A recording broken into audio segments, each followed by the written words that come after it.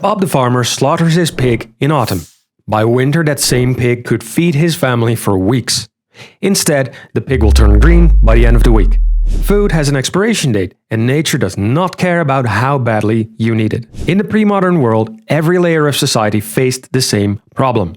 A farmer has to feed a family, a king has to feed an army on the march, and a fleet between harbors. The further you reach, the faster your food betrays you. There aren't any freezers, no vacuum seals or chemical preservatives to stop it. Smoking buys some time, drying buys some time, putting it in cold cellars buys some time. But time is always running out. But not with salt. Salt stops the clock. Preserve the food and you preserve your civilization. Salt is a world-building gold mine, or salt mine. Salt does one thing extremely well, and it does it to almost everything. It pulls the water out of food, and rot needs water to live. The pig that the farmer killed in autumn now lasts the winter. The body cannot run without salt. Everyone needs salt. Because the food lasts longer, armies can march further. Sailors can venture out to distant shores that would otherwise be impossible to reach on bread and smoked salmon alone.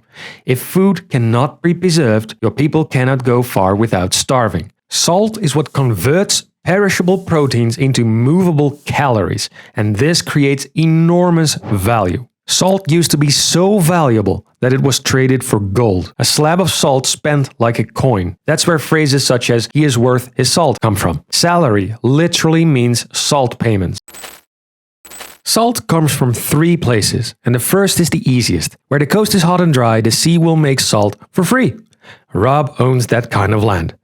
His workers dig basins into the ground where the seawater flows in with every tide. The water cannot return to the ocean and is now trapped. The sun beats down on each basin until the water evaporates and only salt is left. Solar evaporation.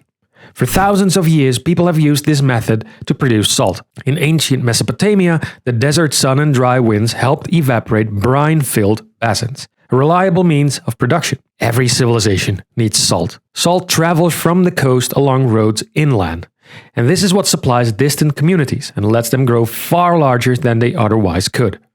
A community that depends on imported salt will defend the road that brings it.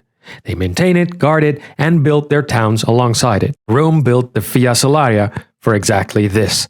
One of the oldest roads running salt from the Adriatic Sea to the city itself. It functioned as a major economic artery.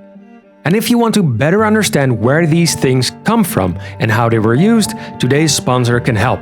The book, The Ultimate Guide to Rebuilding Civilization. It explores a range of subjects that span everything every world builder needs. Each chapter contains hand-drawn illustrations which really stimulate your creativity. You will find anything from agriculture to medicine, music, anatomy, engineering. If it has to do with the systems and inventions that shaped human history, it's in here. I've been using the Ultimate Guide to Rebuilding Civilization to fill the topics of the videos in the foreseeable future. It's a great source for inspiration and provides a solid foundation for understanding how things work. If you have a friend who loves world building or just loves going down rabbit holes, this is one of the most unique, high-quality gifts you could pick up. One of the coolest details I've found is that there's actually a hidden quest tucked away inside the pages. It took me a little longer than I care to admit to solve it. There's a link in the description if you want to take a look. Make sure you use the code GRAINBOUND10 for a 10% discount if you end up buying the book. The second source begins where the sun stops helping. Deep inland there is no coast to evaporate, but sometimes the ground leaks salt water of its own, a brine spring.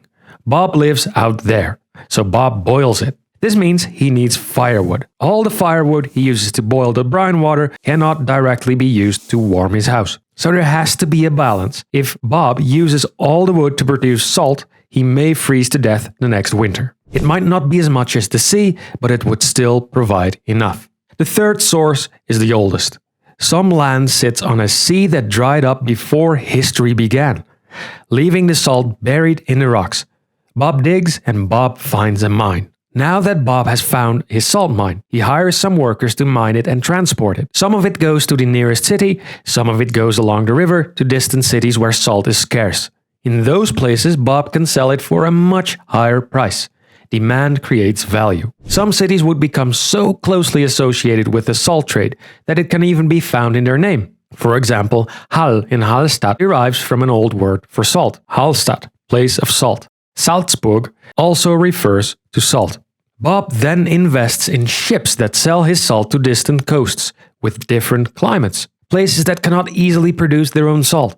They have fish, herring, game from the forests, but without salt they struggle to preserve it all. So they buy from Bob. They salt the fish, store the meat, and prepare for the coming harsh winter. This kind of salt trade is part of what made the Hanseatic League so wealthy. They provided most of northern Europe with the means to preserve food. This wealth paid for their own fleets and their own politics. A trading bloc that answered to nobody. Funded by fish that would have rotted without salt. The three salt sources feed a trade network and change the whole economy. Salt traders become extremely wealthy. The local lord notices that suddenly Bob can spend almost more money than he can. Bob enjoys the finest food and the finest clothes. He doesn't really care about Bob, but he does care about his salt mine. So he taxes Bob for mining salt in his lands. In return, he also gives Bob a license to rightfully mine it. This provides the local lord with a stable income from Bob's labor while allowing Bob to keep mining. Bob gains more and more influence. He now controls where the salt goes, who gets it, and who does not. The only person he pays is the lord. Unlike grain, which you can plant and grow, you cannot grow salt. You cannot just find it everywhere. This begins to bother other nobles. Even the king does not like it. So the king passes a salt tax. Now everyone has to pay. In places with a lot of salt, the taxes are very high. The tax for Bob is immense. Bob loses a lot of his money and decides to look for an alternative. Maybe he can bribe an official to falsify tax records for him. Maybe he falsifies his own. Or he hires smugglers that avoid checkpoints altogether. In France, the salt tax, or gabelle, became so unpopular that it led to an entire class of illegal salt traders known as the faux sauniers. They bought salt from a place where it was cheap and sold it in places where the taxes were high. Which means the real power belongs to those who command the trade routes. Bob, the lord, the smugglers, and the king each take a piece. It isn't much of a choice, because everyone needs salt. A single scarce resource can bend trade routes, race cities, start wars, and decide who rises and who starves. Salt already did all of that. To help you explore the concept, I've created a worksheet consisting of 6 steps.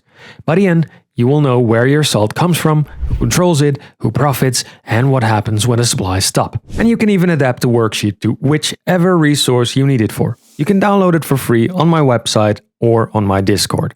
Links in the description. You will be able to create opportunities for wealth, tension, politics, and all kinds of stories. After all, every world needs its salt, and every Bob deserves a chance to get rich. Step 1. Mark the sources. First, mark where your map there are coasts with a hot and dry climate. These will give you sea pans that allow for solar evaporation. More inland, you will need some rock salt deposit, or possibly brine springs.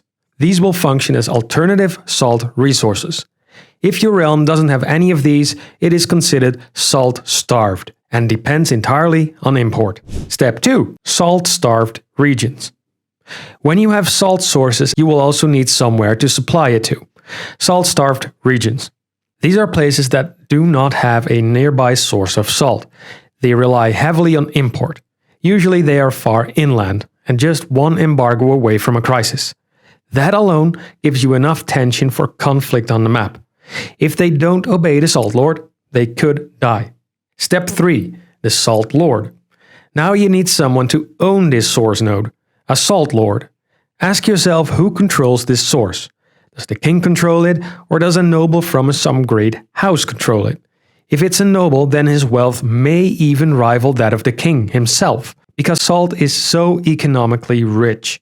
Step 4. Salt roads. Once you have the salt sources, you will be needing trade routes. These are the arteries of your kingdom.